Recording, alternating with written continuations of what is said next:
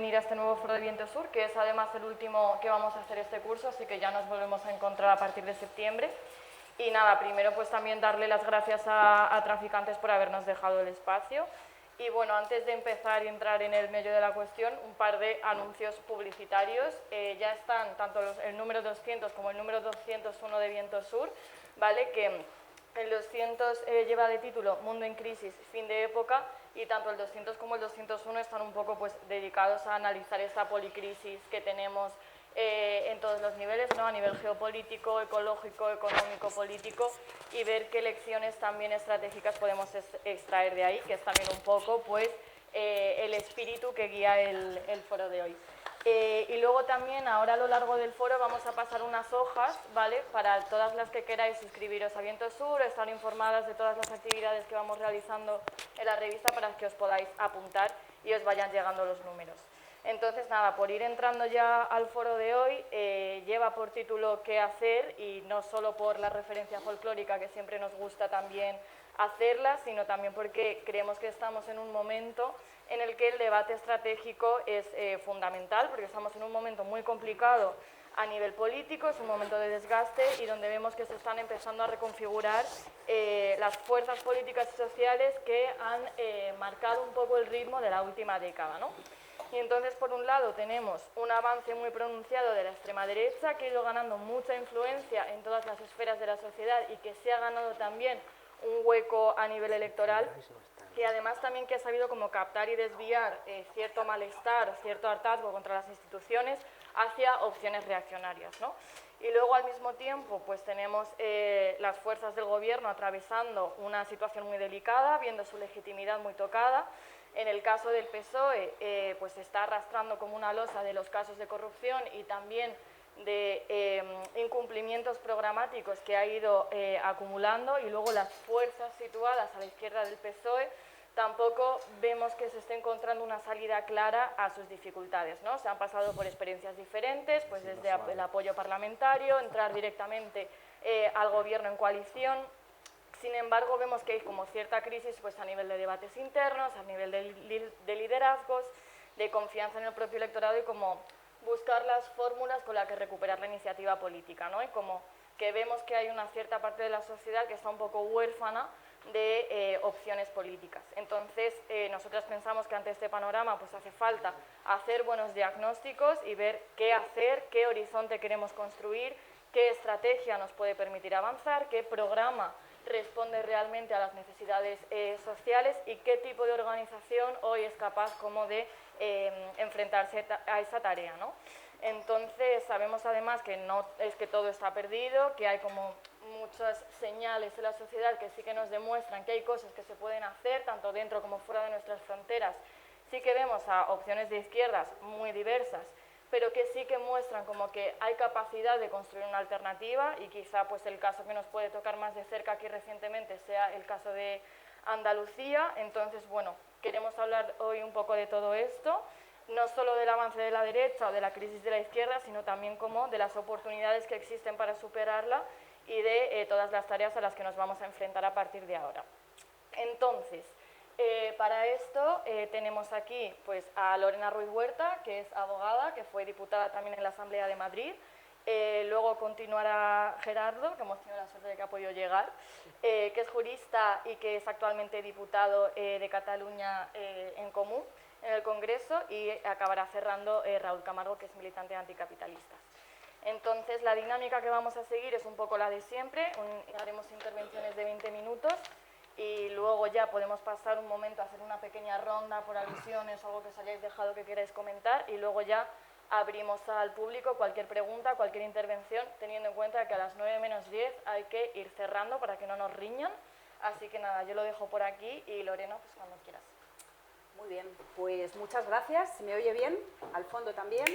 Bueno, pues yo también quiero empezar dando las gracias a Viento Sur por invitarme a participar en este debate, creo que tan interesante y necesario en este momento.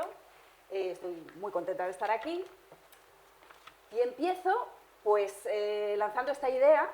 Vivimos en un país, en España, que presume de datos macroeconómicos, ¿no? Es un país que crece al doble de ritmo que el resto de países del entorno comparado de la Unión Europea, Y sin embargo, probablemente muchos de los que estáis aquí o estamos aquí, o si no vosotros directamente, gente que conozcáis muy directamente, no pueden ni soñar con acceder a una vivienda. O puede pasar que tengáis que resolver un juicio por un despido o por cualquier otra cuestión necesaria y os señalen el juicio para dentro de 2 o 3 años, o que tengáis que esperar un año para ver al especialista médico que necesitáis, el traumatólogo, la neuróloga, o todas estamos experimentando cómo la cesta de la compra se ha incrementado más o menos un 40% en el último tiempo, mientras los salarios han subido solo un 3%. ¿Y de quién es la culpa de esta situación que vivimos? Bueno, pues los días pares es de los inmigrantes. Estamos viendo que en la Comunidad de Madrid la presidenta les va a quitar la ayuda al abono transportes porque están encareciendo la factura y no puede ser. Y los días impares es de la pensión de nuestros abuelos, que están cobrando y viviendo muy por encima de nuestras posibilidades y a costa de los pobres jóvenes que cobran salarios de miseria, ¿no? Es decir, una situación que es culpa de todos, menos de los grandes medios de producción, a pesar de que el IBEX 35 en el último ejercicio ha ganado de media 26.000 millones de euros. Tenemos a los 6 principales bancos de este país que solo en el primer trimestre de este año han ganado 10.800 millones, y las energéticas 12.400 millones, un 11% más que en el periodo justamente anterior.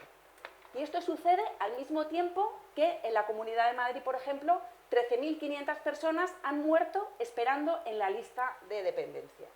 Y sucede también, además, a la vez que tenemos en este momento el gobierno más progresista de la historia del régimen del 78, el que hemos conocido en esta democracia, ¿no? Un gobierno muy progresista que yo diría que con una posición, no sé si a lo mejor la consideráis exagerada, pero creo que casi cosmética, por ejemplo, en los pronunciamientos del presidente del gobierno en materia de crisis internacionales, como por ejemplo el hecho de que haya llamado genocidio al genocidio que está cometiendo Israel contra la población palestina, o el hecho, menos cosmético esta vez, pero bueno, tampoco demasiado profundo, de no permitir que se utilicen las bases en los ataques ilegales contrarios al derecho internacional de Estados Unidos en Irán, ¿no? Bueno, pues todo esto a él le ha granjeado la etiqueta de gran líder progresista internacional y, como digo, son medidas, tanto a la interna como a la externa, bastante tibias, que sin embargo están teniendo un tremendo coste político para ellos.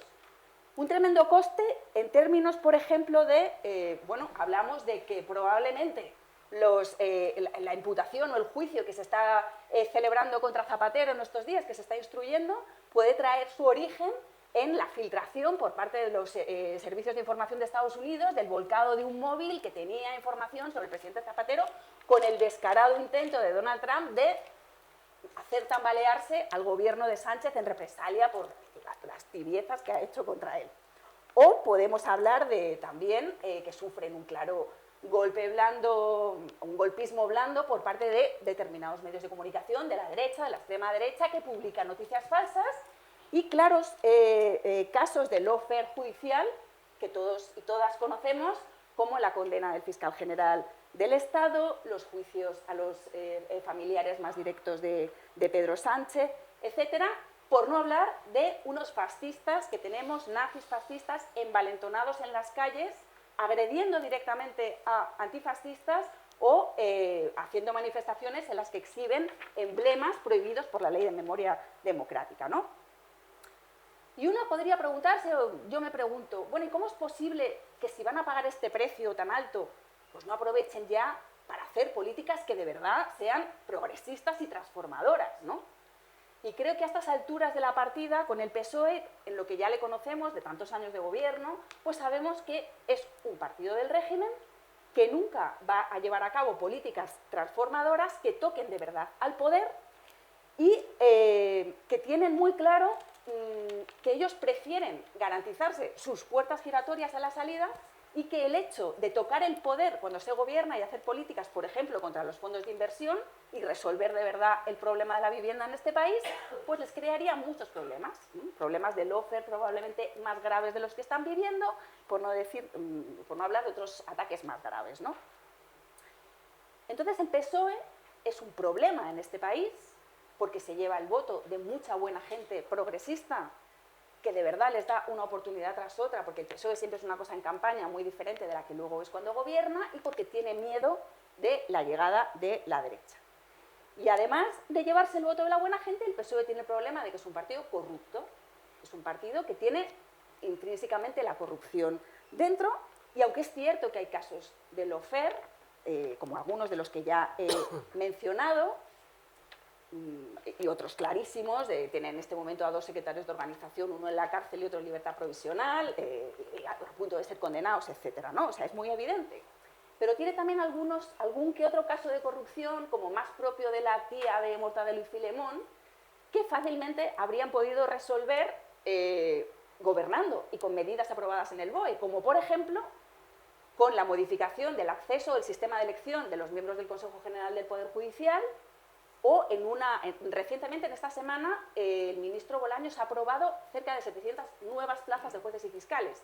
Una oportunidad perdida de no haber hecho de esas plazas un número mucho mayor de jueces que acceden por el sistema del cuarto turno, que es el sistema por el que accede a la carrera judicial gente normal, que ha estado 15 años trabajando previamente, que conoce el mundo y los problemas de la vida de la gente, y no por el sistema elitista de las oposiciones esas tan complicadas a las que acceden solamente pues, los hijos de los ricos, ¿no? O depurando la policía, pues es otra medida que había podido hacer el PSOE para evitar los casos de lawfare que ha sufrido y que ha tratado de remediar pues, con esta especie de tía de Mortadelo y Filemón.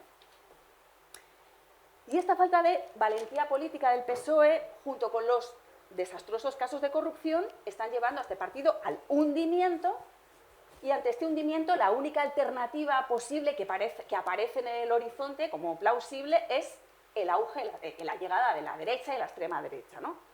Ante lo que las instituciones más clásicas, pues como la Unión Europea o el propio Papa o el país, vienen a hacer un llamamiento a la restauración del régimen bipartidista, ¿no? En un editorial del País de esta semana, pues decía, hay que restaurar las grandes coaliciones entre la socialdemocracia y la democracia cristiana para salvar las democracias liberales. ¿O qué es sino esa llamada a la reconciliación y a no hablarse tan mal entre el PSOE y el PP del Papa en el Congreso que una llamada a la restauración de la gran coalición y de las democracias liberales, ¿no? Luego tenemos, si miramos a la izquierda del PSOE, pues unos partidos que están atravesando una situación que yo diría pues, que es de clara descomposición, ¿no?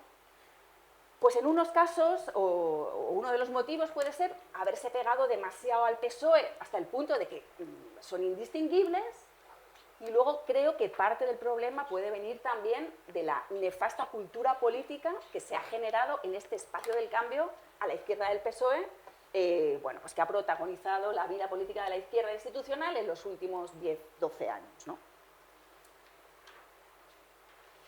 Y ante la pregunta de qué hacer en una situación como esta, el PSOE se hunde, viene la ultraderecha, ¿qué hacemos? Pues bueno, aparecen sobre la mesa las soluciones clásicas que han resultado hasta la fecha, yo creo que ya fallidas. Una es pues, la unión de las izquierdas detrás de una gran lideresa o líder carismático.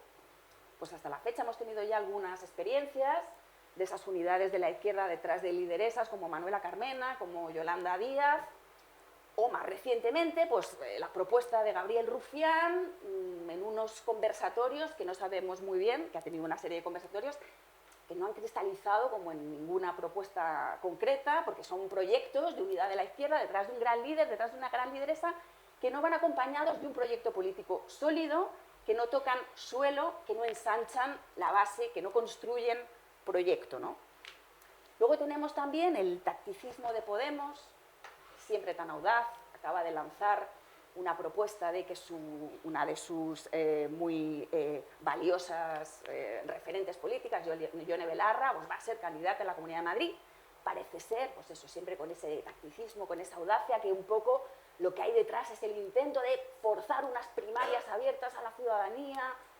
Pues nuevamente, mucho tacticismo, mucha audacia, pero nada de conversación política, nada de proyecto sólido, nada de construir desde la base, nada de construcción de proyecto que pueda tener algo de solidez, ¿no? Por tanto, son soluciones estas que producen una ilusión muy escasa y que están teniendo el resultado que están teniendo pues en las recientes citas electorales a las que hemos asistido últimamente en las comunidades autónomas. Y hay, ante esta situación que parece como inevitable, pues una llamada al malmenorismo y, por favor, pues al PSOE que se hunde y que no hace nada de lo que promete, pero hay que votarle. Y ante esta situación desolada ha aparecido, tachán, o sorpresa, un proyecto como Adelante Andalucía. Voy a dejarle a Raúl, que es el verdadero experto en Adelante Andalucía, que cuente más cosas sobre la fórmula y lo que ha supuesto, y además porque es el que lo conoce en más profundidad, ¿no? Pero la manera en que yo lo he vivido, y apunto, nada, 2 o 3 cosas y ya termino, me parece que ha sido la primera vez en estos últimos años de depresión y como de que parecía que no había salida, en la que ha vuelto a aparecer en el horizonte la posibilidad del sorpaso al PSOE como condición de posibilidad para llevar a cabo políticas de verdad emancipadoras de la clase trabajadora. Y he leído algunos análisis de lo que es en realidad Andalucía, de cuáles ha sido la receta, cuáles han sido las claves, y no he encontrado una que para mí es fundamental y es la que a mí me ha pasado, que es el devolver a la gente la ilusión como motor. Y una ilusión que estaba basada no en cosas, elementos superficiales, sino en un componente antirrégimen contra los oligopolios y contra el PSOE, ¿no? Que, digamos, como que nutren esa idea fundamental y ese sentimiento primigenio del sí se puede. En la Comunidad de Madrid, laboratorio del trumpismo, donde tenemos un gobierno que, pese a que somos una comunidad rica, pues fomenta las desigualdades, está destruyendo lo público.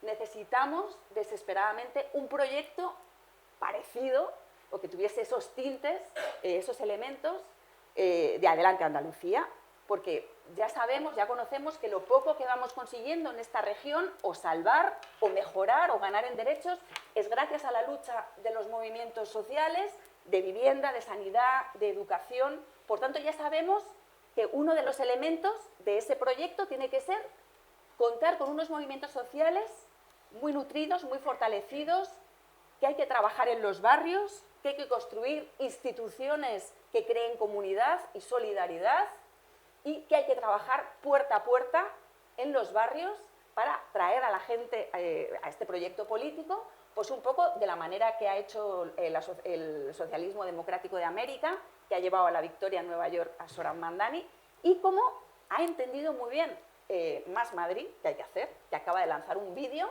precisamente con esta idea, que de ser cierto, si detrás de eso hubiese algo cierto, pues sería verdaderamente interesante, ¿no? Pero también, desde luego, creo que eso no es suficiente y que hace falta ir a las instituciones, ganar en las instituciones, siempre con un proyecto que tenga una base social muy ancha en la que pueda hundir sus raíces este proyecto político, ¿no? Es fundamental también que ese proyecto político cuente con unos líderes que tengan credibilidad. Y esa credibilidad tiene que estar hecha de la coherencia, de la trayectoria coherente de esos líderes. Y precisamente por eso creo que los partidos que están en este momento en el panorama de la izquierda es difícil que puedan arrastrar de nuevo esa ilusión, porque sus dirigentes no tienen credibilidad, no hay coherencia en su trayectoria política.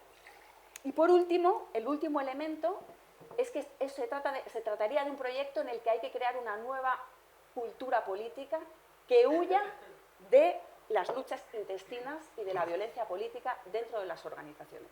Hay que apostar por otro tipo de valores como la tolerancia al pluralismo dentro de las organizaciones, que sea posible convivir, que haya mecanismos de verdad de control que sujeten a los líderes a los programas, y hay que apostar también por la bondad de las personas como uno de los valores para estar dentro de las organizaciones políticas.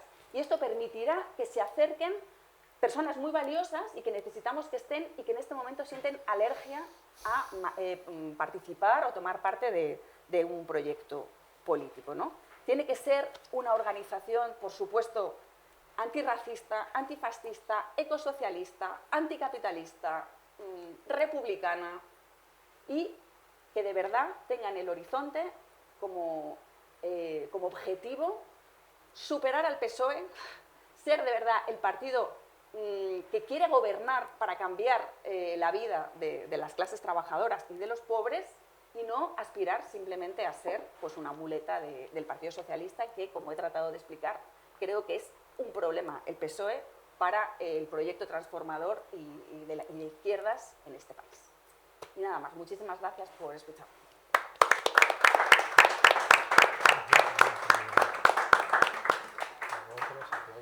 Genial, pues muchas gracias, Lorena. Y Gerardo, si quieres, vamos contigo. Sí, bueno. Pues muy buenas tardes a todas y a todos. Muchas gracias a la gente de Viento Sur, de Anticapitalistas, por invitarme. Es gente con la que me unen lazos de amistad política muy antiguos, a los que pues sigo de cerca y con quien siempre me gusta, digamos, debatir, ¿no? Yo, parte de mis deberes antes de venir aquí había sido pues, leer dos artículos, uno de Brais Fernández y el otro de Miguel Urbán, como para hacerme una idea de cuál era el estado del debate sobre esta cuestión, de dónde estamos, en qué momento global también nos encontramos y cómo planteamos el qué hacer a partir de esa descripción, ¿no? Yo, por lo tanto, comenzaría... Lorena se concentró más en la lectura del ámbito estatal, del ámbito local, pero a mí me parece importante tener en cuenta en qué momento nos encontramos pues, del capitalismo global, en qué momento geopolítico nos encontramos, porque me parece que efectivamente eso condiciona mucho las cosas, ¿no? ¿Por qué? Porque estamos viendo un ascenso de fuerzas reaccionarias, de fuerzas neofascistas, que necesitan cada vez más violencia para aplicar programas neoliberales de mercantilización de lo público, de apropiación de lo común en manos de oligarquías privadas.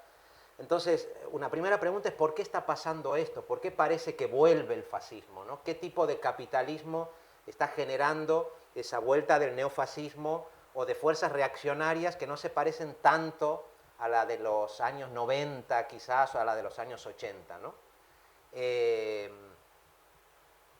Entonces, bueno, una primera respuesta, digamos, me parece a mí que tiene que ver con que estamos a un capitalismo que se está moviendo en una coyuntura muy singular. Una es la de la crisis energética, voy a apuntar dos cosas solamente. Una, la de la crisis energética, que plantea un dilema enorme de cómo sostener las infraestructuras de vida, de producción básicas, con la crisis de los combustibles fósiles, con la crisis del petróleo fundamentalmente.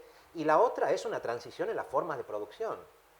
Es decir, estamos saliendo del industrialismo clásico, del capitalismo industrial clásico que se vino financiarizando, pero en un contexto muy importante, que es el de la digitalización de la sociedad, es el de la aparición de la inteligencia artificial, es del salto computacional que se está produciendo, que condiciona mucho las formas en las que vivimos, en las que nos organizamos, en las que hacemos políticas y nos comunicamos.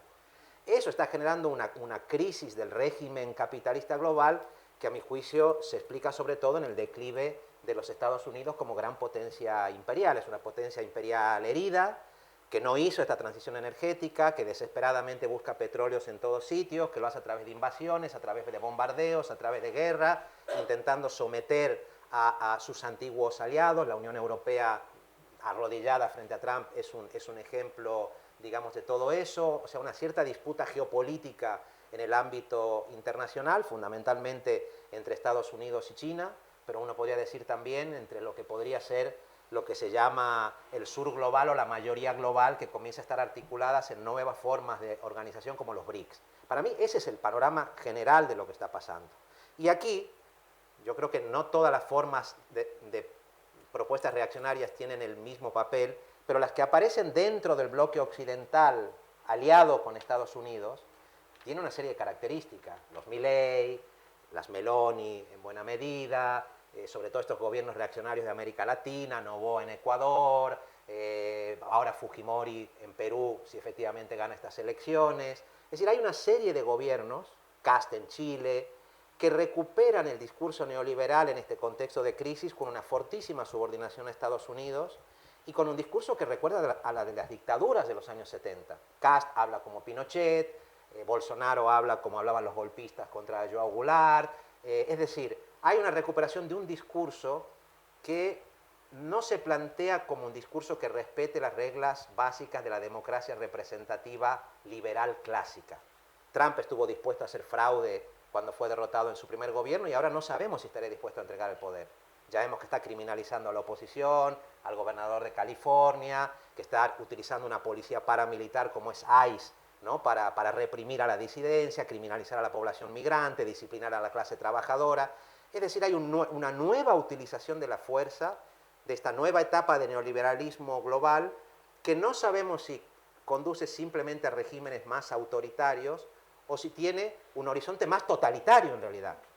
Y no es casual que en este cambio, como digo, de forma de producción o de producir, donde la inteligencia artificial, la digitalización tiene un papel absolutamente central, uno de los sectores capitalistas básicos en esto son los tecnooligarcas.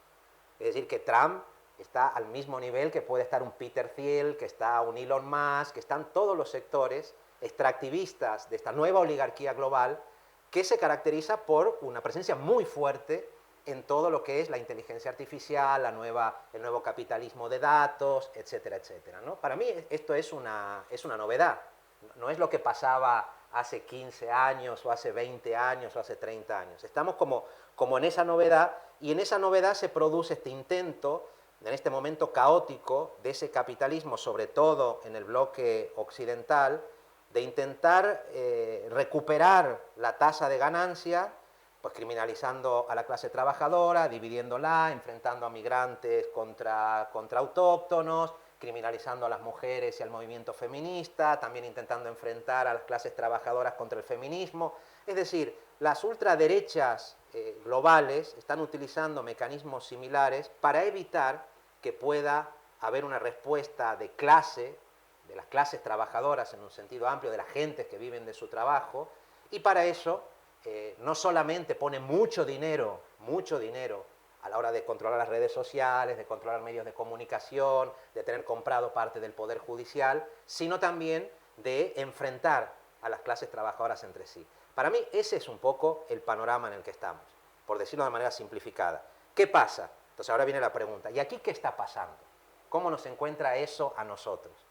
Claro, yo entré por primera vez en política institucional en el año 2015, con 44 años ya, no era un jovenzuelo, toda mi vida había sido maestro, me había dedicado como a dar clases y activista, evidentemente, pero ese fue mi salto institucional, que se produce como consecuencia de la reacción en el Estado español a la crisis capitalista del 2008, que tuvo que ver con una serie de movimientos, huelgas, el 15M, los movimientos soberanistas con todas sus contradicciones internas, que permitió que a las instituciones llegaran determinados sectores sociales y determinados activistas políticos que no habían llegado hasta entonces, ¿no? Entonces, yo pasé por el Ayuntamiento de Barcelona, como vicealcalde de Barcelona con Ada Colau, en un gobierno en el que el Partido Socialista gobernaba subordinado a nosotros, conspirando permanentemente, impulsando el lawfare, gobernaban por la mañana y por la tarde iban a buscar a las grandes empresas contra los que nos intentábamos enfrentar para que nos hagan lawfare y nos persigan. 20 querellas nos pusieron y detrás de muchas de esas querellas estaba el propio Partido Socialista que gobernaba en minoría, ¿no? Pero claro, luego doy el salto a Madrid y en Madrid me encuentro con dos legislaturas en las que hay gobiernos en los que el Partido Socialista es el partido mayoritario y algunas de las fuerzas del cambio que habían irrumpido como consecuencia de las movilizaciones que generó la crisis capitalista del 2008 entran al gobierno, en posición subordinada al Partido Socialista, porque esa era la correlación de fuerzas que había, ¿no? Y entonces mi impresión es que el primer gobierno de coalición fue un gobierno en el que el Partido Socialista era mucho más de derechas que ahora. Es decir, Pedro Sánchez quería gobernar con Albert Rivera y con Ciudadanos. Finalmente no lo hizo porque la condición que se le puso fue que si no conseguía entenderse con Bildu, con Esquerra Republicana, con los independentistas vascos y catalanes, no había legislatura. Y Pedro Sánchez giró. Cuando Pedro Sánchez gira, comienza un problema para Pedro Sánchez, que es que el Partido Socialista no hace el papel de régimen que se le había atribuido desde la transición, o comienza a moverse de ese papel. Pero en la primera legislatura pues se mantiene con esa coalición, digamos, de fuerza. Un PSOE que es de derecha y las fuerzas de izquierda que veníamos por fuera, pues lo condicionábamos limitadamente en algunos temas. Limitadamente. Se consiguieron algunas cosas, pero yo diría de forma muy limitada. Y mientras tanto, en la sociedad comienza a producirse un declive del ciclo de movilizaciones que venía de las plazas, ¿no? Se puso una retirada de eso por razones que podríamos analizar. Yo, a diferencia de lo que dice Lorena, a mí me parece que el gobierno de coalición actual, o la mayoría de coalición, no es progresista.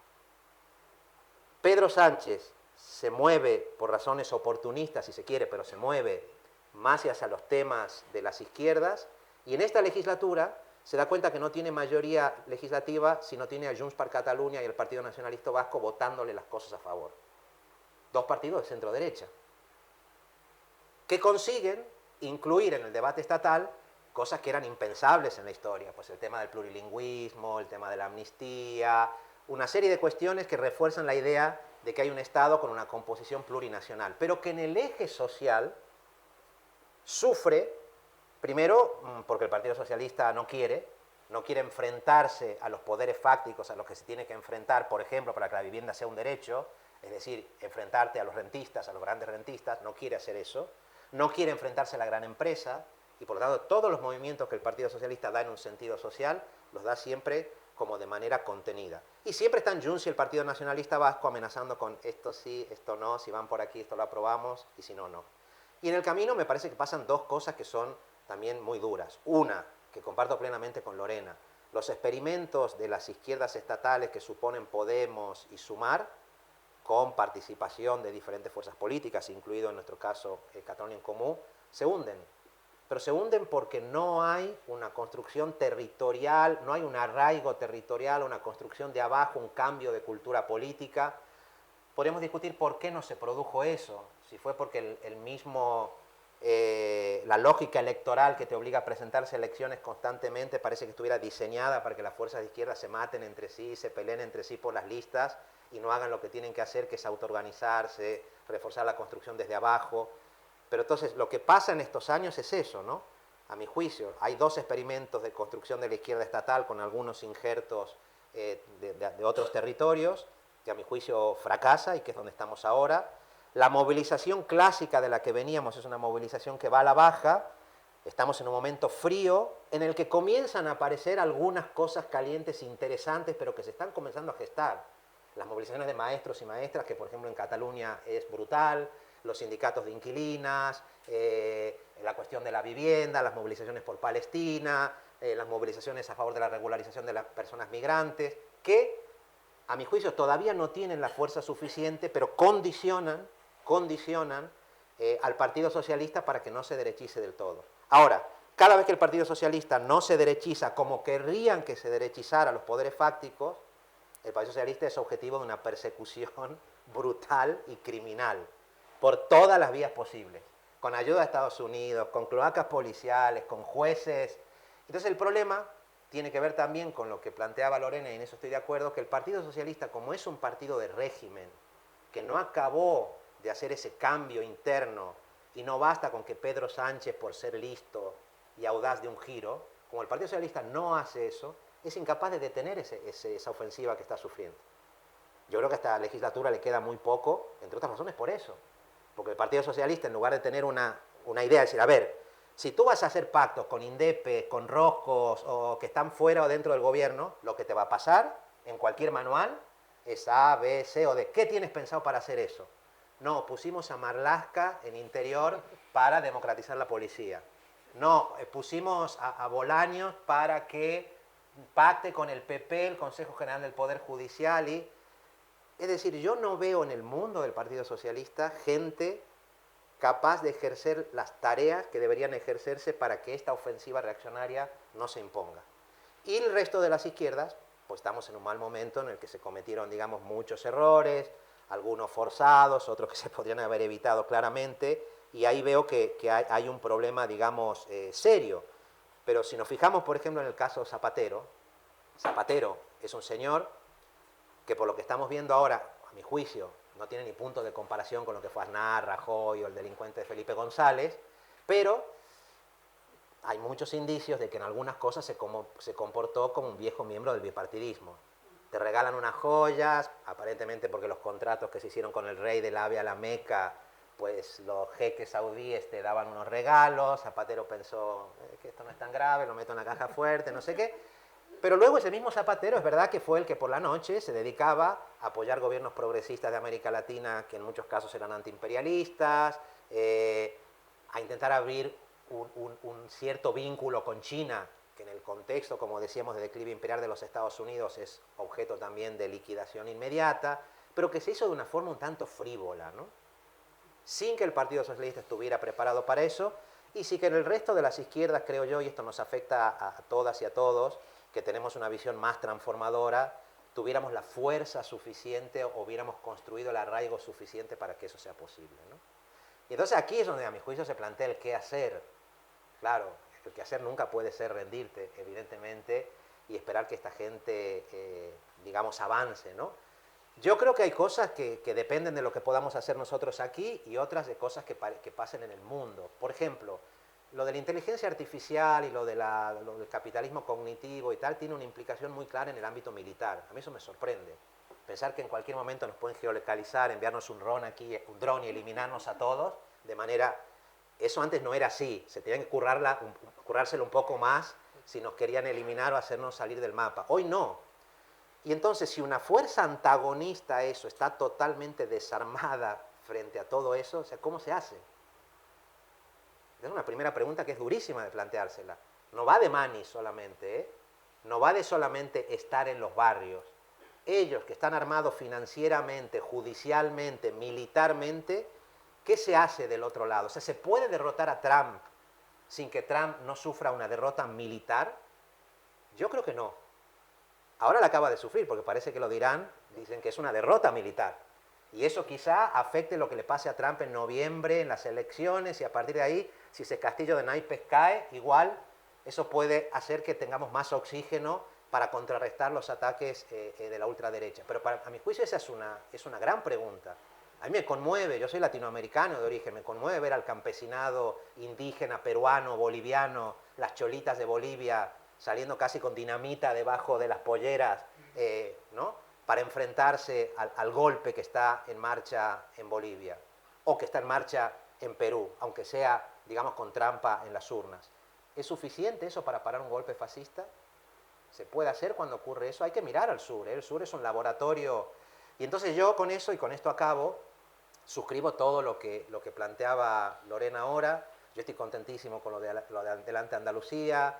Siempre he sido un municipalista convencido, no porque crea que el ámbito local lo resuelve todo, porque no te resuelve el problema del Estado, ni te resuelve el problema de lo supraestatal. Con la Unión Europea de mierda que tenemos, no sé qué podemos hacer. Es una enemiga de cualquier proceso de democratización. Y si tú no tienes el Estado y lo dejas en manos de toda esta gente, lo van a utilizar contigo, aunque tú hagas un movimiento de participación majo en los barrios, en tu ayuntamiento. Carlos Sánchez Mato lo sabe bien porque fuimos parte de esa batalla compartida de la ola municipalista del cambio. Entonces, eso hay que hacerlo. Y hay que hacerlo, como dice Lorena, con autoorganización. Hay que confiar y hacer todo lo posible para que esas nuevas generaciones que están en los sindicatos de inquilina, de maestros y maestras, de regularización, la lucha contra el genocidio, que todo eso avance y acompañarlo con la máxima dignidad posible. Yo ahora creo que ya esto no va de si salir del gobierno o no salir del gobierno. Es dificilísimo saber qué demonios hacer a esta altura con el Partido Socialista, con Vox y con el PP. Hay que hacer estas cosas como estas de ahora, ya empezar a organizarnos para lo que se venga, plantar cara y decirle al PSOE, a ver, si no queréis que fusilen mañana, pues hacer algo con el tema de la vivienda de una vez, hacer algo contra los rentistas, alguna cosa. Dejad el gobierno, pero hacer algo contra los jueces estos que son jueces franquistas, golpistas todos.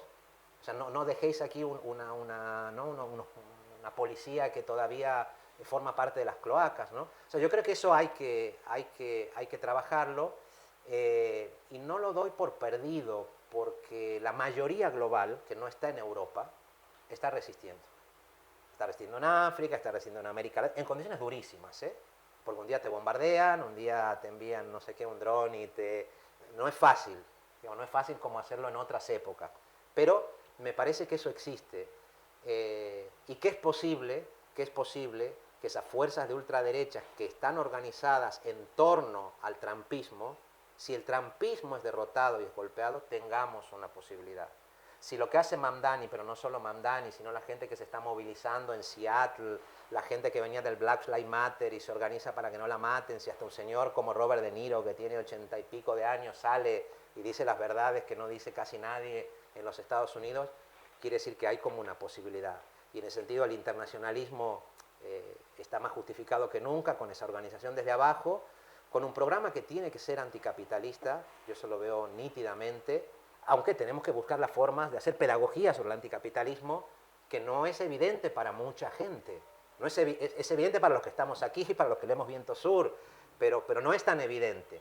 Y sin embargo, es un sistema de acumulación que está llevando al mundo al ecocidio, al genocidio y a la extinción de la especie. Por lo tanto, debería ser de sentido común. Así que, bueno, muy contento de que hagamos actos como estos y creo que hay que hacerlos con el sentido de la urgencia de lo que se nos viene y con una cierta ansiedad, porque la situación es muy dura, pero no podemos bajar la guardia ni rendirnos.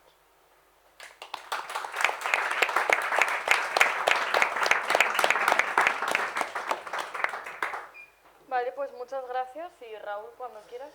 Sí, bueno, Gerardo ha hecho toda una introducción internacional que creo muy apropiada.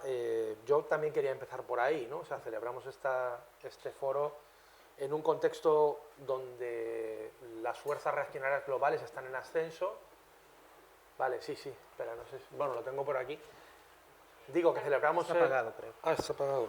No, está en no, verde, está está en encendido, verde. sí. Vale. Digo que celebramos este foro en un contexto en el que las fuerzas reaccionarias globales están en ascenso, en el que en muchos países de Europa y también del mundo la extrema derecha está aspirando o gobierna ya o aspira a hacerlo, ¿no? Incluso en países donde parecía impensable que fuerzas como estas pudieran hacerlo, como Francia, el año que viene hay elecciones presidenciales y la extrema derecha puede ganar por primera vez desde la República de Vichy, ¿no? O sea, desde que el mariscal Pétain dirigió el protectorado nazi en Francia, y en Alemania una fuerza de extrema derecha está también, digamos, bordeando la primera posición en las encuestas, aunque allí todavía queda más tiempo. Es decir, hay un auge reaccionario global, eso es indudable, y las fuerzas de la extrema derecha, comandadas por Trump, pues van a hacer todo lo posible, primero para favorecer a sus aliados para que accedan al poder, como ha hecho en Argentina, por ejemplo, ¿no? En las elecciones que hubo hace unos meses, y como va a hacer en todas las elecciones subsiguientes, y también en Europa con gente como Elon Musk, ¿no? Patrocinando a las extremas derechas en todas partes, ¿no? Eso es una constatación y es un fenómeno global, y que también, por supuesto, tiene su expresión en el Estado español. Lo que también debemos preguntarnos, ¿no? Que creo que en eso Gerardo no ha entrado tanto, es si el auge de estas fuerzas de la extrema derecha global se debe solo, digamos, a una condición natural y a que el junco ha girado en esta época, o si también hay, digamos, algunos factores objetivos y subjetivos que tienen que ver con la decepción que han provocado la gestión de determinadas fuerzas progresistas en distintos países. Y yo creo que esto tiene también que ver. No es el único factor, eso es cierto, es decir, el fenómeno es tan general que no hay un único factor que lo provoque, pero sí, si analizas caso por caso y en casos muy concretos, se comprueba que el auge de una fuerza de extrema derecha tiene que ver también con la enorme decepción que provocó la gestión de fuerzas, digamos, democráticas, liberales o directamente neoliberales, ¿no? No eran de extrema derecha, pero eran neoliberales, como por ejemplo el Partido Demócrata en Estados Unidos en el mandato de Joe Biden, ¿no? Es decir, tiene que ver también que esas fuerzas hayan adquirido la credibilidad y la posibilidad de dar el salto a los gobiernos con la enorme decepción que en sectores importantes de las clases trabajadoras han provocado las políticas, digamos, neoliberales, entre comillas, en algún caso progresistas, que al final no han cambiado la vida de la gente, de la mayoría de la gente trabajadora. Mi opinión es que sí, que también esa decepción enorme, que, bueno, por hablar del último ciclo, ¿no? Aunque, bueno, en Grecia no es así, ¿no? Pero del último ciclo que empezó, digamos, en 2011, 15M, huelgas generales en Grecia, tuvo su primera expresión en la capitulación de Tsipras en Grecia, ¿no?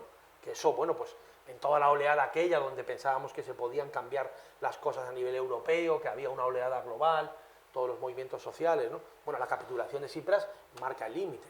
y el apoyo de Pablo Iglesias aquí a lo que hizo, ¿no?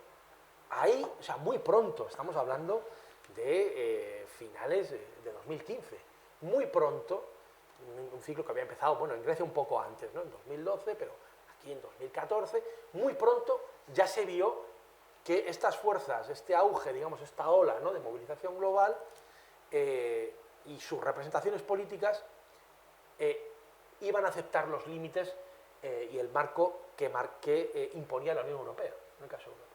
Y eso, como tú has señalado, es toda una declaración de intenciones, porque es verdad que las leyes que emanan de la Comisión, del Consejo de Europa y de la arquitectura institucional diseñada en el Tratado de Lisboa impiden que se puedan hacer políticas de izquierdas en un sentido claro, digamos. Lo impiden. Si tú quieres ir un poco más allá, vienen los señores de negro. Y claro, una izquierda, y eso lo demostró el caso de Grecia, que aspire a hacer una política de vivienda, una política de educación sanitaria y que aspire a recuperar poder para las clases trabajadoras, va a tener que enfrentarse a las constituciones de la Unión Europea. Entonces, ahí muy rápido vimos que la cosa no iba a ir bien, ¿no? Entonces, claro, en este foro yo quería analizar también qué ha pasado aquí en los últimos 8 años, ¿no? Se cumplen ahora 8 años desde que Pedro Sánchez accedió al gobierno, primero en solitario, luego en coalición con Unidas Podemos, donde estaba Podemos, Izquierda Unida, Comunes, y desde 2023 el PSOE y Sumar con Izquierda Unida, Movimiento Sumar, o como se llame eso, y también Comunes, ¿no? Es decir, ¿qué ha pasado en estos 8 años? ¿Cómo es posible que en estos 8 años, digamos, de aquel momento, que es verdad que en el Estado español pues tuvo una fuerza muy grande, con Podemos, las confluencias, las experiencias municipalistas, ¿no?, llegamos a un momento en el que el horizonte es el de un posible gobierno de la derecha y la extrema derecha, ¿no? Entonces, ¿es solo provocado por el auge reaccionario global y por el cambio de mentalidad que hay y porque, bueno, como se ve a Trump se quiere emular aquí? ¿O tiene también que ver la decepción que estos 8 años de políticas, bueno, tú dices que ni se puede llamar gobierno progresista, pues bueno, de gobiernos supuestamente progresistas han tenido en el Estado español, ¿no? Y yo creo que bueno, pues aquí hay que intentar ser lo más objetivo posible, ¿no?, y ir analizando pues lo que ha ocurrido. En el caso del gobierno, ¿no?, se han hecho cosas en estos 8 años, obviamente, que están bien. Una de ellas, por cierto, muy recientemente, la regularización, el proceso de regularización histórica de inmigrantes. Esto casi es lo mejor que ha hecho el gobierno estos 8 años, la verdad, y se ha hecho ahora. Bueno, pues porque bueno, pues permite que haya un montón de gente que está en la mierda, ¿no?, que ahora por lo menos tenga unos derechos, ¿no? Entonces esto es algo a señalar. Y luego, bueno, también lo que has dicho de la política internacional, bueno, el no haberse alineado o haberse puesto de perfil, ¿no?, y haberse enfrentado en algún caso con Trump, aunque luego sabemos que ahí hay muchas trampas porque las armas se le siguen vendiendo a Israel, ¿no? Entonces ahí hipocresía, muy en la línea de Pedro Sánchez, que tú lo has descrito bien, pero bueno, son cosas que un gobierno de PP y Vox pues no hubiera hecho.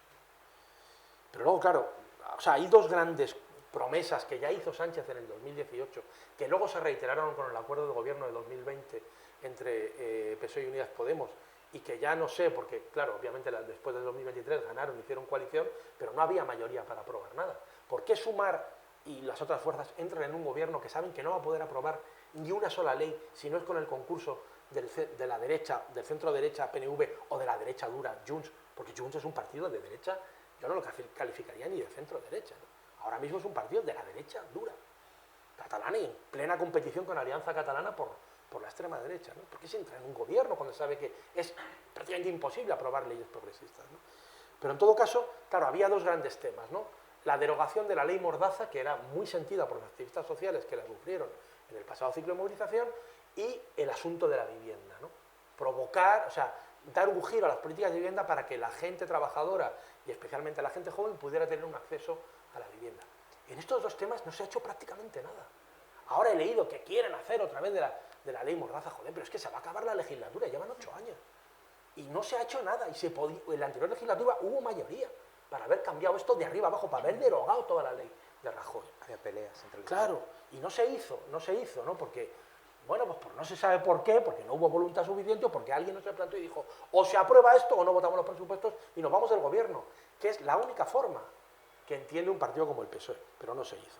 Pero luego hay cosas, yo creo, un poco más graves, ¿no? Para preparar este acto, pues me he mirado los datos de los últimos 8 años de cuáles han sido los beneficios, cuáles eran los beneficios de los 6 grandes bancos, ¿no?, de España, de la banca española, Santander, BBVA, CaixaBank, Sabadell, Bankinter y Unicaja, que después de los procesos de fusiones pues son los que quedan en pie, ¿no?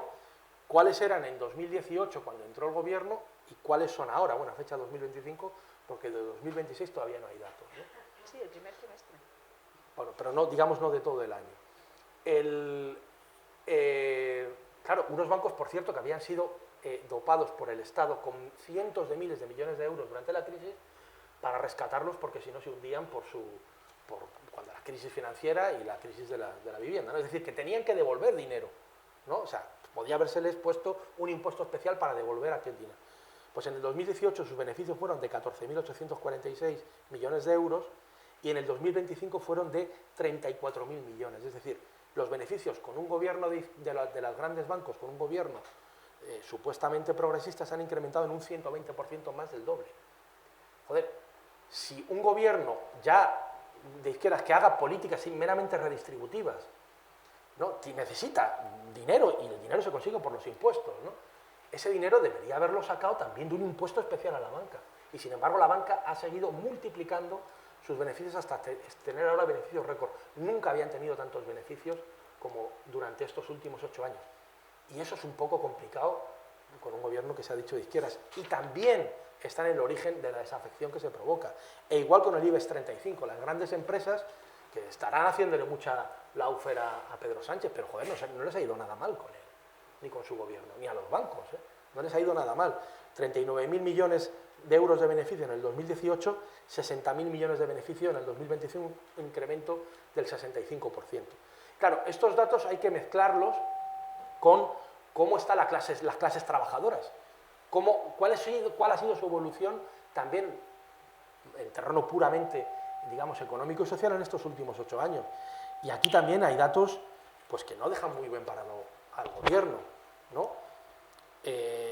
Ahora mismo es muchísimo más difícil que hace 8 años alquilar o comprarse una vivienda. No os digo para la gente joven, pero es que ya para la gente que tiene salarios establecidos y que tiene puestos de trabajo fijos. Y no les dan hipotecas. ¿Por qué? Pues porque la inflación acumulada en estos últimos 8 años ha crecido entre un 18 y un 20%, el precio de la vivienda se ha incrementado entre un 45 y un 50% en estos últimos 8 años, y los salarios, aunque es verdad que los salarios más bajos por el efecto de la subida del salario mínimo han crecido, pero la media de los salarios de la gente trabajadora no llega ni al 5% de crecimiento. Es decir, las viviendas suben casi un 50% y los salarios un 5%. Las clases trabajadoras han perdido en estos últimos 8 años del orden del 42% de poder adquisitivo.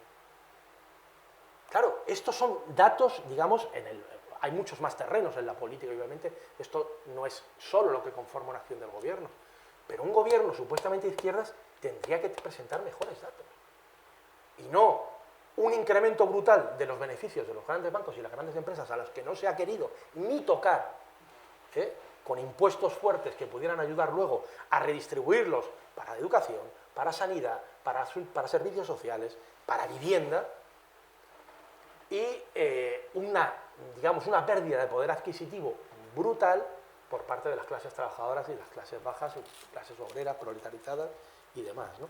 Entonces, bueno, esto yo creo que pues son datos que hay que analizar cuando podemos hacer ya un balance de 8 años de gobierno, ¿no? Entonces, claro, el PSOE, en este contexto, el PSOE es un partido que yo creo que tampoco podía llevarse a engaño a nadie cuando llegaron a acuerdos de gobierno con ellos, porque ya tenía toda la experiencia de los gobiernos de Felipe González, luego los de Zapatero. No me iba a poder meter mucho, pero bueno, Zapatero, claro, es una figura así, que ha sido como engrandecida en los últimos años, hay que decirlo claramente, por gente de Podemos. La gente de Podemos, en 2016, 2017, ponían a Zapatero, y a Rejón, Pablo, como una especie de ejemplo, tal, se reunían con él, es un gran referente. Joder, Zapatero fue el que nos hizo los recortes de la crisis en 2010, el que modificó el artículo 135 de la Constitución española para que el pago de la deuda fuera prioritario por encima de cualquier otra cosa. Claro, era un político que se sometió al neoliberalismo europeo y que dijo amén a todos los recortes brutales que sufrieron las clases trabajadoras.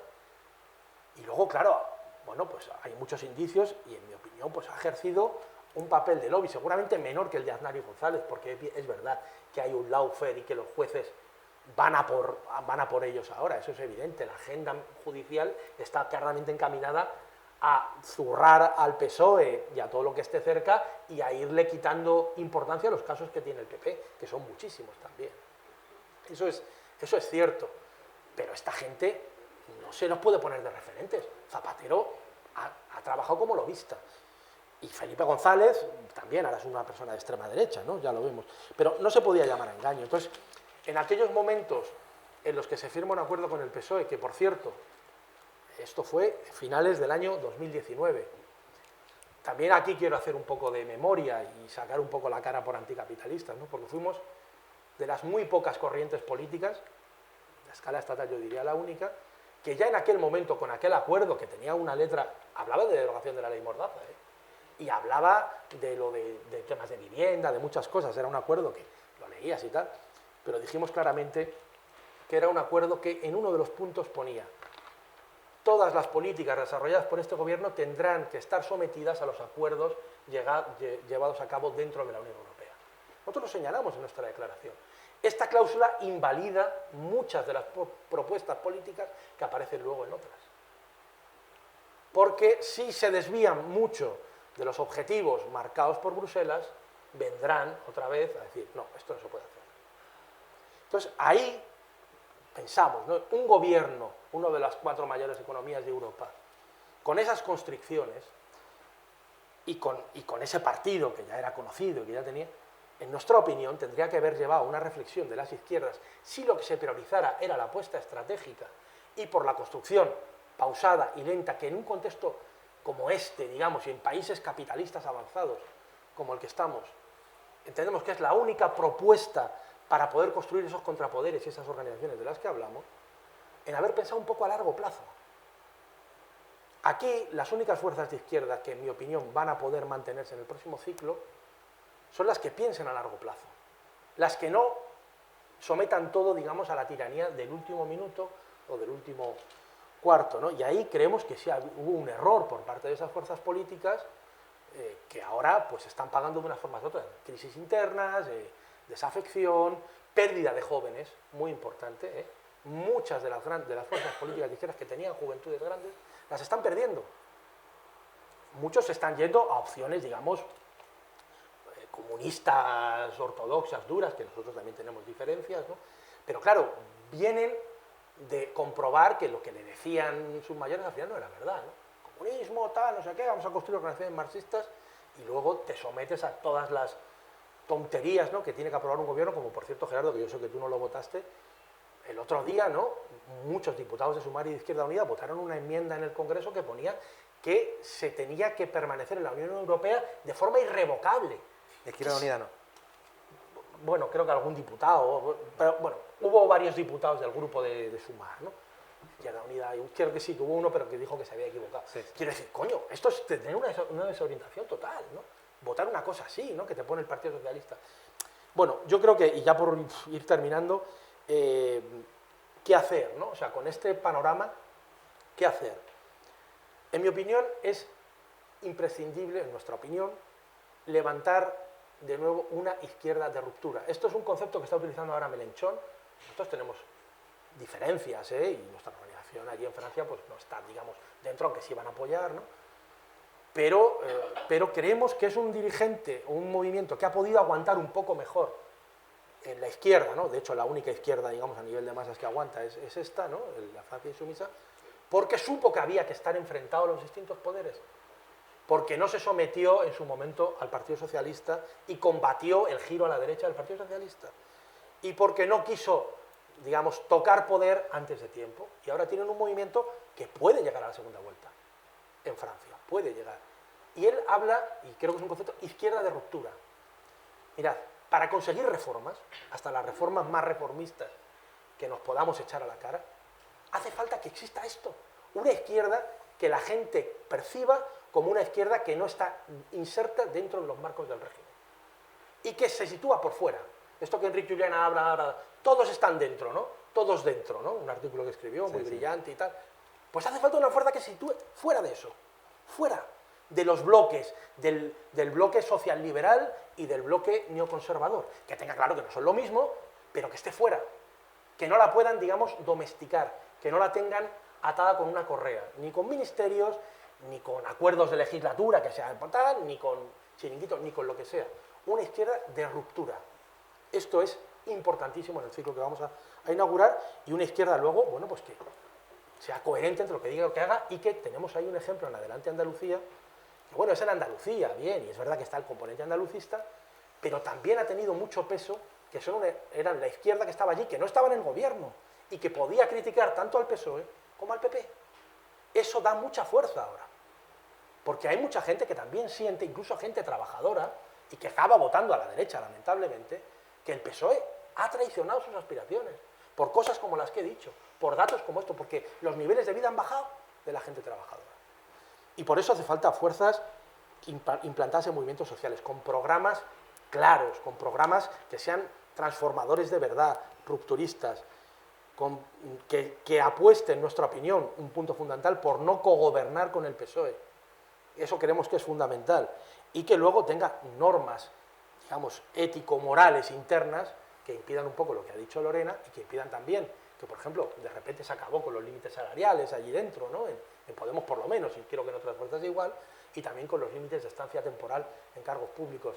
Nosotros también hemos tenido fuerza en Andalucía porque a una personalidad como Teresa Rodríguez la sustituyó otro compañero, militante también, de anticapitalistas y de Adelante Andalucía, José Ignacio, que hizo un relevo. La gente también aprecia eso. Hace falta que haya relevos en la política, que se muevan las cosas y que las organizaciones sean intelectuales, digamos, orgánicos, capaces de generar nuevas caras y nuevos discursos. Y bueno, aquí lo dejamos y en el debate ahora podemos profundizar.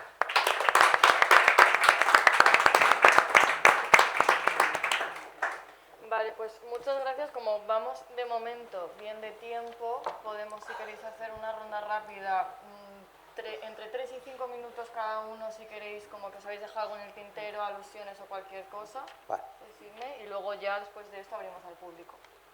¿Sí? Vale. Si quieres darle. Vale, pues empiezo yo. Bueno, pues me han gustado mucho las intervenciones de mis dos compañeros y me surge... Te lo presto un rato, porque te voy a responder a ti sobre esto. Así que puedes usar mi abanico. Sí, me surgen algunas cosas perdón, no se me oye. Que responder, sobre todo a Gerardo, ¿no? Bueno, con el tema empezando, por ejemplo, por la cuestión de por qué el hundimiento de los partidos de la izquierda, por qué hemos pasado del esplendor inicial de Podemos, que llegó a tener 69 escaños, porque tuvo 69 diputados en el Congreso, a la situación actual en la que se queda fuera de las instituciones cada vez que se presentan unas elecciones, o sumar, pues, algo un poco parecido, ¿no? Y como que va a la baja. Por la presión electoral. Bueno, yo ahí creo que lo ha contado muy bien Raúl, pero diría que también efectivamente se tuvo mucha prisa por tocar poder y que el hecho de tener un calendario electoral de vértigo, como el que tenía Podemos por delante cuando se conformó, también es una elección. O sea, tú eliges si te sometes a esa presión electoral y decides crear una maquinaria de guerra, que fue el lema que instauró Podemos. No tenemos tiempo para la democracia orgánica porque tenemos que tener una máquina de guerra muy bien engrasada, con una verticalidad tremenda, porque lo que hay que hacer es conquistar poder institucional, ¿no? Y sacrificó la construcción de la organización y una cosa que de una manera bastante espontánea, un poco chupando de la riqueza que había supuesto el 15M, y creo que también chupando de la organización que prestó anticapitalistas, izquierda anticapitalista en ese momento, creo que eso lo sabrás mejor tú, pero o sea, aprovechando esa estructura y la propia estructura y la dinámica social que había post-15M, se hubiera podido dar bueno, pues, una afluencia de militancia un poco parecida a la que está pasando ahora con Adelante Andalucía, pero que se no me sale la palabra, Circuito. en favor de construir esa maquinaria de guerra electoral. Y creo que eso es una decisión. Creo también, te diría que, vale, coincido contigo en que tenemos unos retos en el ámbito internacional draconianos por delante. Hablas de la inteligencia artificial, de las nuevas maquinarias de guerra, de cómo nos pueden destruir, de que a Trump solo se le puede derrotar, solo no, bueno, pero... o que habría que pensar en derrotarle militarmente, y me parece pues, muy interesante, muy inteligente tu afirmación, pero creo también que eso es un factor inmovilizante de primer orden. O sea, si empezamos pensando en esos macroobstáculos que vamos a tener, pues nos quedamos en casa, aterrorizados, porque claro, individualmente, nosotras y nosotros como militantes de base, como buenas personas, que queremos trabajar en los barrios, queremos trabajar por el bien común, si pensamos en esos retos, pues, evidentemente alguien tiene que estar pensando en eso, pero creo que eso tampoco nos puede paralizar, porque bueno, nuestro objetivo a más pequeña escala es construir estas organizaciones militantes sólidas en la izquierda que sean capaces de presionar, de ejercer una presión importante. Y luego ya iremos viendo cómo presionamos sobre la Unión Europea para que le haga frente a Donald Trump, cómo presiona, bueno, ya iremos viendo cómo resolver, pero creo que plantear de entrada unos retos tan gigantescos, bueno, cuando yo creo que ahora mismo aquí yo pensaría más en una dimensión como más, por lo menos autonómica. Aquí de momento tenemos, bueno, tú eres catalán, entonces pues en la tuya tú, pero bueno, aquí tenemos pues lo que tenemos en la Comunidad de Madrid, que es un problema muy gordo, y yo estoy más en pensar en, bueno, pues en cómo salvar y revitalizar los servicios públicos y redistribuir la riqueza. Y termino con una última reflexión sobre el PSOE, que creo que tú apuntabas también, no sabe cómo afrontar la ofensiva reaccionaria de la ultraderecha. Bueno, es que creo que el PSOE no puede, porque tiene una crisis de identidad tremenda, o sea, es un partido efectivamente de derechas, que un poco en su ADN está hacer políticas capitalistas, pero le atacan como si fuese Tsipras o como si fuese Podemos en los mejores tiempos gobernando, ¿no? Entonces, ¿cómo resuelve eso? Pues no tiene solución. Por eso hay que superar al PSOE y enfrentar desde la izquierda esos envites de la derecha más reaccionaria, pero haciendo políticas de izquierdas de verdad. Del PSOE no se puede esperar porque ellos, es que yo creo que su crisis de identidad, les gusta mucho el dinero en el PSOE. Individualmente a ellos, a cada uno de los integrantes, les gusta mucho el dinero. Pero luego además se sienten gente muy progre y muy de izquierdas, porque pues es que ellos hacen unos discursos de que Zapatero dice unas cosas. Yo le he visto unos mítines a Zapatero que oye, que se te pone la piel de gallina. Este tío es impresionante, pero yo creo que ellos se lo creen de verdad. Pero luego tienen un montón de millones de euros en el banco y están muy calentitos en su chalet de la Moraleja y viven muy bien, y eso les parece perfectamente compatible. Esa es también la crisis identitaria del PSOE, y eso es lo que desde la izquierda no podemos consentir. Ahí hablaba de la coherencia de los dirigentes, ¿no? No se puede ser un dirigente de izquierdas y que te guste tantísimo el dinero, que tienes joyas de millones de euros y un montón de pasta en el banco, ¿no? Gracias, Gerardo. Bueno, sí, sería como largo la discusión, a ver por dónde entro para decirlo claramente, ¿no? Yo soy un gran defensor, como tú, de la bondad pero eliminar privilegios supone reacciones muy violentas por parte de los privilegiados. No hace falta irte a Trump y a la guerra si quieres. Violencias machistas, violencias racistas, palizas en los barrios, eso existe. ¿Vamos a dejar de cantar, de bailar y de hacer fiestas de barrio por eso? No, pero hay que saber que eso existe. Porque si el análisis que hace Raúl es, la ultraderecha es hija de la decepción. ¿Decepción por qué? Porque no hubo valentía, porque no se pudo. Yo diría, la ultraderecha viene, como bien decía Gramsci y todos los clásicos, porque no se hizo una revolución. Porque tú no apartaste a las clases dominantes, que son las que están detrás del fascismo. La pregunta es, ¿se puede hacer una revolución solo con bondad? ¿Se puede hacer una revolución sin preocuparnos por lo que pasará? Nosotros nos organizamos en el barrio, hacemos una fiesta, vamos a unas manis. Mi respuesta es, todo eso hay que hacerlo, pero no va solo de eso. Es decir, lo que los gobiernos progresistas no hacen, a veces no lo hacen por falta de valentía. Estoy de acuerdo, hay ese factor que puede ser como subjetivo. Y a veces es falta de fuerza. No tienes la fuerza para hacerlo. Llegas ahí, aparecen todos los bancos, controlan los medios de comunicación, pues no tienes la fuerza. Y van contra ti. Entonces tienes que elegir una batalla estratégica, ver qué hacer, qué puedes hacer. Aquí hubo un debate. Había que estar dentro de los gobiernos del PSOE en una situación asimétrica. Mi experiencia fue que incluso cuando tú estás por encima de ellos, ellos conspiran contra ti. Pero tampoco tengo claro que quedarte fuera garantice que consigues todo, que la gente te sigue. Es decir, las fuerzas que se quedaron fuera del gobierno, fuera del Parlamento, no es que crecieron la CUP en Cataluña, está bajo mínimos. Y no entró en ningún sitio, podríamos luego analizar por qué pasa eso, pero el hecho de quedarte fuera no necesariamente implica que eso ocurra. ¿Por qué perdió las elecciones, digamos, lo que suponía lo que había en Cádiz cuando estaba Kichi? ¿Kichi hizo la revolución en Cádiz? No hizo la revolución. Si a Kichi, a quien queremos muchísimo, amigos entrañables y fuimos compañeros de propuestas municipales, ¿hicimos la revolución? No hicimos la revolución.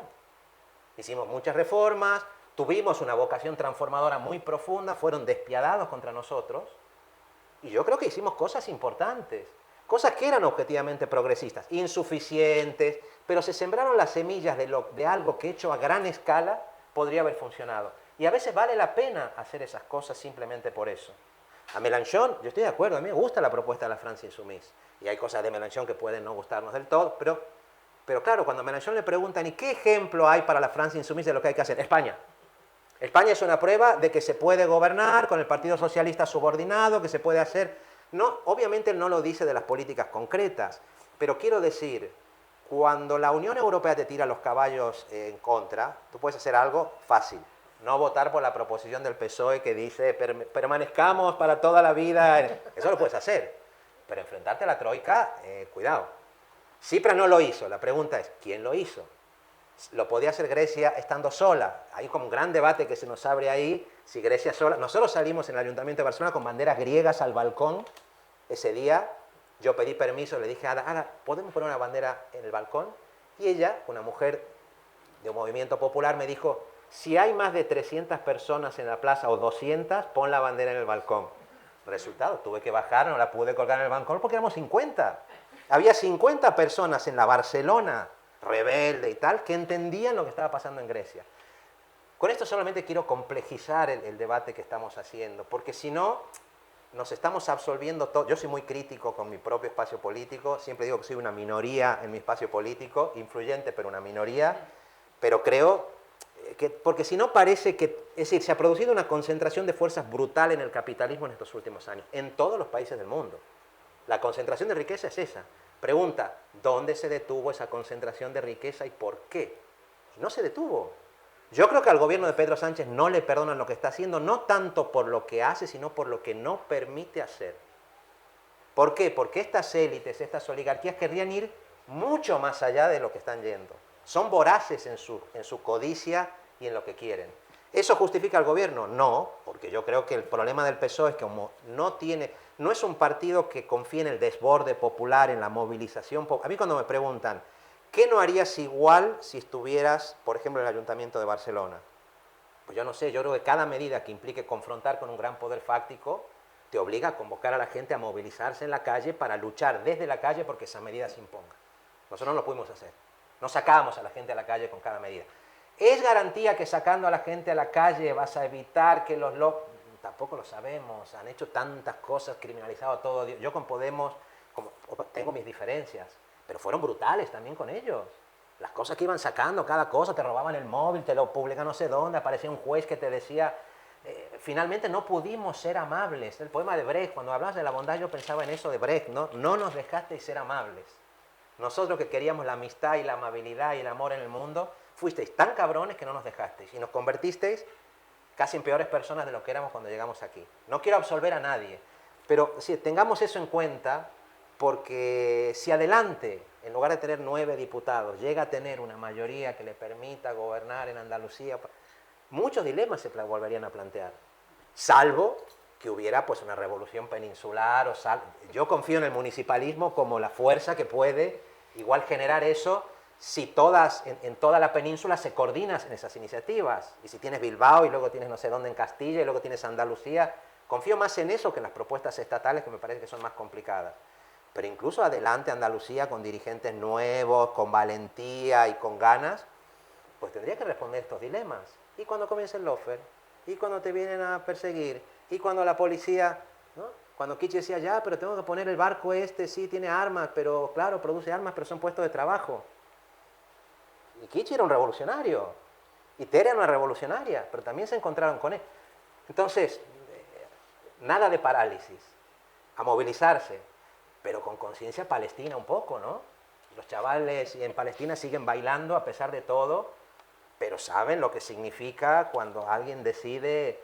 Entonces yo creo que hay que buscar como esa combinación. Por eso yo comencé hablando de ese mundo tan duro en el que estamos, pero eso no significa, como digo, en ningún caso que no tengamos que ir más allá y reconocer los enormes límites que han tenido, a mi juicio, estos ciclos institucionales también. Vale, genial. Pues Raúl, vamos contigo Sí, poquito. sí, poco. A ver, yo creo que sobre lo que decía Gerardo, ¿no? La necesidad de tener organizaciones más sólidas y de pensar en todas las variables, incluso en la variable, ¿no? Entiendo que decías la militar, ¿no? De protección, seguridad. Sí, sí, no, totalmente de acuerdo, y creo que esa es una cosa que las organizaciones de izquierdas y revolucionarias tenemos que estar ya dándole vueltas a cómo hacerlo, porque es verdad que la superioridad es tal, y ahora ya con todo este tema de la IA y de los fachas estos, los tecnoligarcas, ¿no? Pues todavía da mucho más miedo, ¿no? O sea, hay que tener ahí, pero claro, fíjate, ¿no? El PSOE lo que ha hecho un poco yo creo, ¿no? Porque lo que está saliendo es eso, lo que hizo para intentar combatir el inicio del lawfare contra Pedro Sánchez es nombrar una especie de tía de Mortadelo y Filemón, con la Leire Díaz, el Pérez Dolcer y el otro, o sea, una cosa absolutamente cutre. También demuestra eso el deterioro de una fuerza política como el PSOE, ¿no? Total. Joder, pues antes, yo qué sé, tenían gente un poco más, aunque eran a puro régimen, ¿no? Pero el que se ocupaba de estas cosas entiendo que era Rubalcaba y Peñasí, ¿no? Y ahora pues está la Leire Díaz esta, que tú la ves y dices, coño, esto es un chiste. O sea, pero esta mujer como...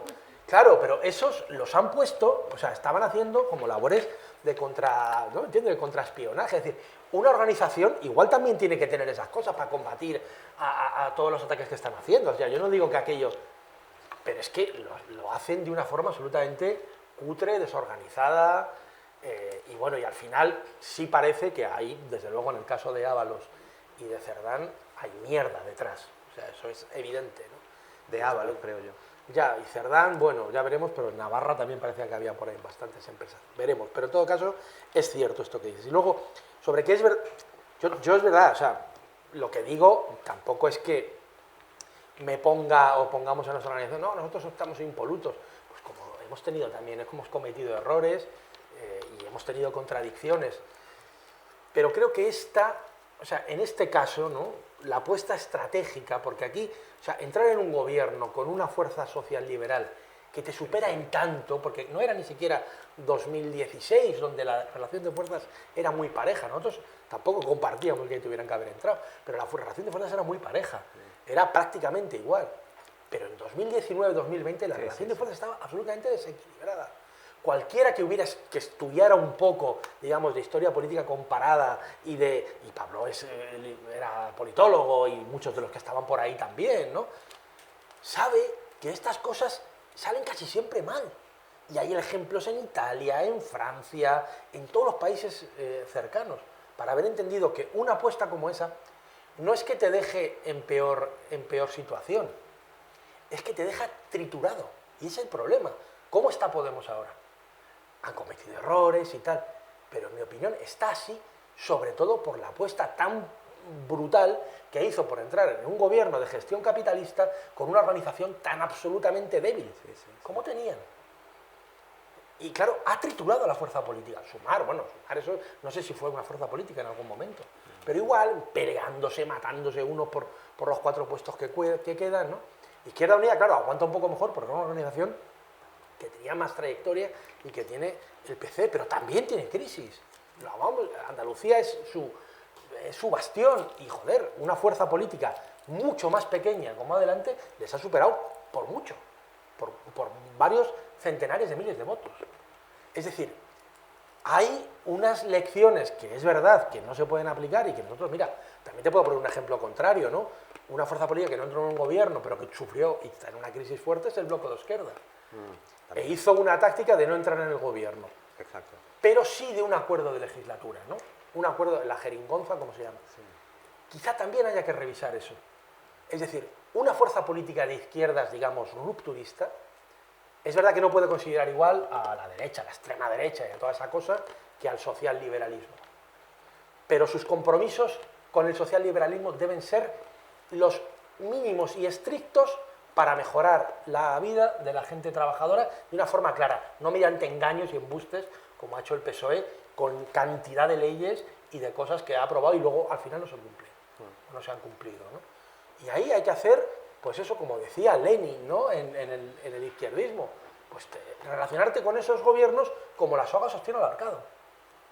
O sea, y estar siempre, digamos, dudando y siempre, es verdad, teniendo apoyo social, porque lo fundamental al final es eso, ¿no? Que yo creo que en parte también es algo de lo que le puede pasar a la CUP, ¿no? O sea, cómo tienes una fuerza política que esté viva a través de su relación con las cosas que se muevan en ese momento. O sea, cómo, bueno, pues por ejemplo aquí en Madrid, ¿no? Te insertas en el movimiento de la sanidad, en el movimiento de la vivienda, en el movimiento pro-palestino, cómo en los núcleos, los núcleos motores de la movilización social estás presente para que eso en un momento pueda también revertir, digamos, en una lucha, esa lucha social pueda revertir en una lucha política transformadora. Pero sí, con lo que tú dices, de acuerdo, o sea, humildad ante todo, y aquí nadie tiene la varita mágica para saber qué es lo mejor. Vale, perfecto. Pues abrimos, si queréis, intervenciones del público. Sobre -10 o así deberíamos ir cortando, así que no os extengáis mucho tampoco, ¿vale? Así que nada, levantad. Vale, pues por ahí, no sé si tenemos páginas.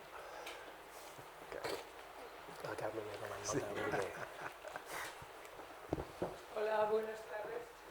A mí me gustaría que alguno contara lo de Adelante Andalucía, que se han apoyado, porque habéis dicho que lo ibais a contar y no... Ya. Vale, recogemos alguna más y luego ya les damos paso, ¿vale? Por allí. Muchas gracias, bueno, a Viento Sur, por supuesto, por organizarlo y a todos y todas las que habéis intervenido, porque, bueno, desde luego venía a aprender, pero hago una crítica y a escuchar. Y es que el quehacer, al quehacer, pues habría que hacer una segunda edición, porque el quehacer se me ha quedado un poco cojo, que era para mí lo importante.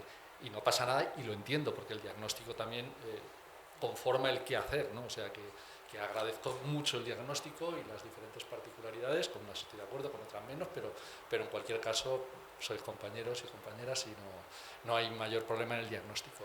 El problema es el qué hacer, ¿no? El problema es el qué hacer porque no hay una solución perfecta ni maravillosa, y las circunstancias, pues tenemos historias, incluso sin irnos a Grecia, sin irnos a Latinoamérica, que podemos aprender mucho de ahí, pues la propia experiencia municipalista. Sí, sí. ¿Qué hacíamos en Barcelona? ¿Qué hacíais? ¿Accedíais al gobierno con la geometría compleja que teníais? Y aquí en Madrid, que ahí estuvimos en el gobierno juntos, ¿vale? Estuvimos en el gobierno juntos, ¿qué hacíamos? Con 20 concejales y concejalas y con 9 el PSOE era bastante rojo, ya os digo yo, era bastante rojo en la oposición, y teniendo 20 nosotros y 9 ellos, pero no teníamos la mayoría en la calle. O sea, creo, no sé, no quiero personalizar, porque además fue una lucha colectiva, bien lo ha dicho Gerardo. Muchas de las cosas que diseñamos en su momento de manera colectiva las encabezó Madrid porque tenía más pasta y porque, bueno, pues porque, pero no porque fuera yo. Pero fuimos valientes, compañeras y compañeros. Y a mí me trituraron. Sí, sí. Me trituraron.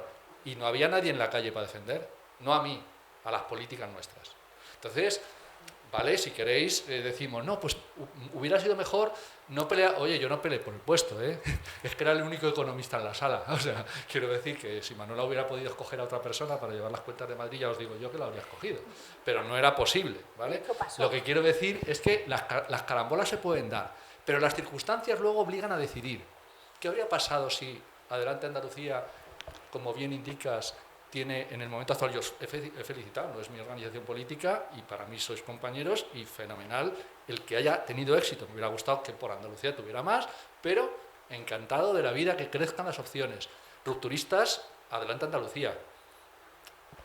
Yo también soy rupturista y soy perfectamente posible o puedo defender una colaboración puntual en un gobierno y sé lo que es el PSOE.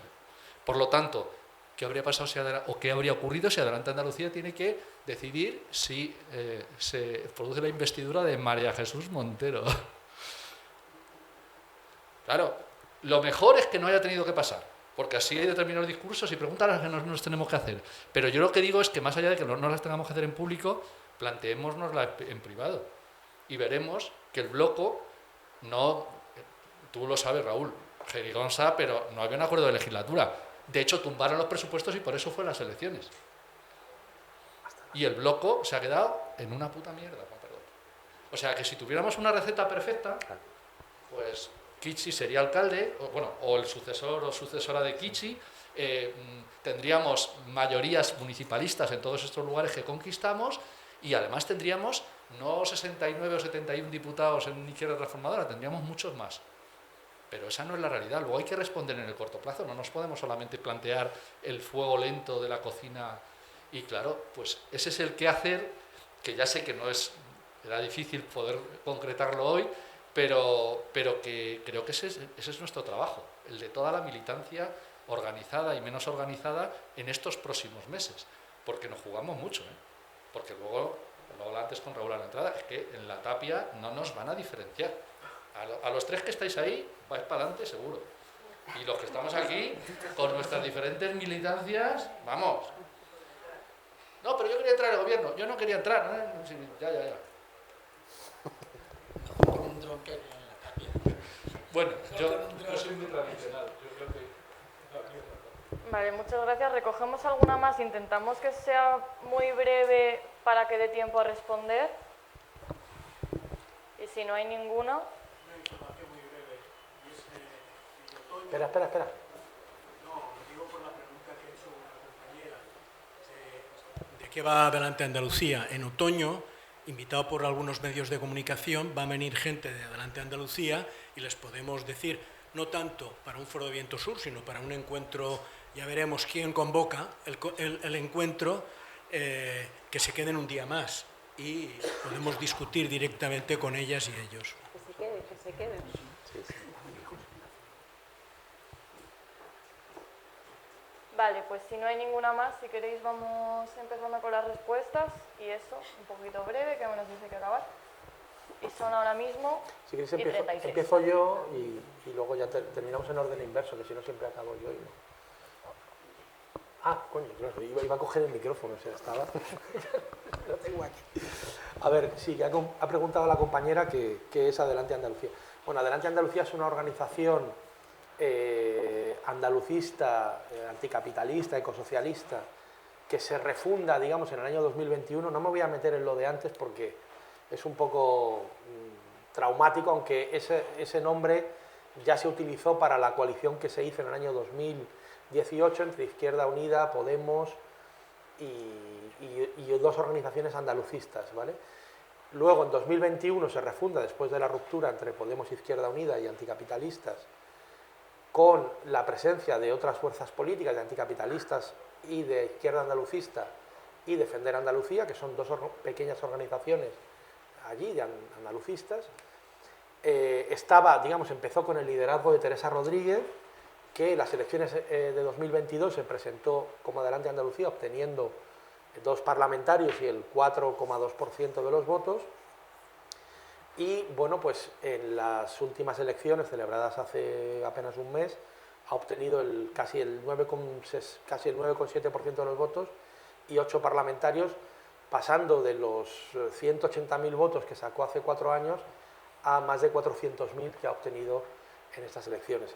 ¿Cuál es un poco la característica fundamental que se ve? Bueno, obviamente que en un momento de retroceso generalizado de las izquierdas, ¿no?, salvo algunas izquierdas territoriales, que es verdad que han resistido mejor, tipo la Chunta, aunque yo no metería a la Chunta ni a Compromís, por ejemplo, ¿no?, en el mismo saco que Adelante Andalucía, porque estas son, digamos, fuerzas más moderadas, ¿no? De hecho, la Chunta gobernó hasta con el PAR, ¿no?, un partido de derechas en Aragón hace poco tiempo, y Adelante Andalucía pues tiene este componente, digamos, rupturista, anticapitalista, ecosocialista, y una característica bastante clara, además de la defensa del andalucismo, ¿no?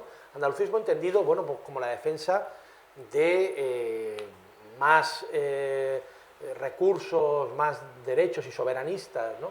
Dentro de Andalucía, que es la comunidad, una de las comunidades del Estado español que tiene un retroceso histórico más avanzado, ¿no? En todos los terrenos,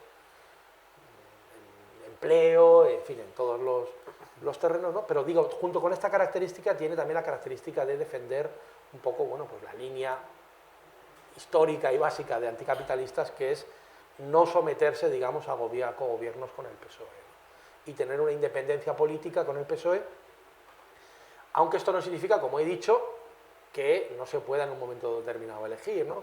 Lo decía José Ignacio en la campaña, o sea, entre que siguiera el Moreno Bonilla con Vox y estuviera la Montero, pues se negociaría con la Montero, pero en base a propuestas muy claras, sobre vivienda, sobre tal, y luego se pasaría a la oposición, a ser oposición a ese gobierno que sabes, digamos, que va a incumplir buena parte de las promesas que dice y que va a hacer políticas que son beneficiosas para los de arriba y no para los de abajo, ¿no?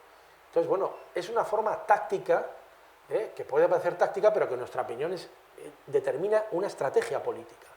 Y la estrategia política, que en este caso también la sigue adelante Andalucía, es, en un contexto social y político como este, en un país, digamos, capitalista avanzado, necesitas acumular fuerza social y militante en una fuerza política para poder impulsar, siquiera sea, reformas en los sistemas actuales. Si tú te insertas en la gobernabilidad con el socialliberalismo, el liberalismo progresista, o como queramos llamarlo, acabas triturado, porque la expectativa de ruptura que tiene un sector de la población, que se va a ver defraudada por las propias constricciones internas del régimen del 78, de la Unión Europea y de todas las fuerzas que están operando por arriba, al final lo que provocan es que la que mayor pague el pato, digamos, de no cumplimiento de expectativas no sea el partido de régimen, como es el PSOE, sino los partidos socios que están orbitando a su alrededor. Y esto es una ley y una norma que la verdad es que se ha venido cumpliendo. Había hace poco un artículo en El País que estaba bastante bien porque comparaba, digamos, además de hace muchos años, cómo los socios menores decían, pues es verdad. Incluso salía uno, que yo lo conozco, el Ignacio Aguado, tú también, de Ciudadanos, diciendo, si lo hubiéramos sabido, no hubiéramos entrado en el gobierno con Ayuso y tal, nos hubiéramos quedado, porque eso era lo mejor para no haber desaparecido como desaparecimos estrepitosamente en todos los lados, ¿no? Es decir, hay ahí, bueno, pues una apuesta estratégica y luego otra, por supuesto, que es la de la construcción social. O sea, José Ignacio, que es el portavoz de Adelante, está presente en las luchas sociales, acude, los compañeros de Adelante participan en los movimientos, están en las luchas sociales. Eso es un poco lo fundamental en un momento como este. Y el resto de preguntas os las dejo a vosotros. La de Carlos no me da tiempo.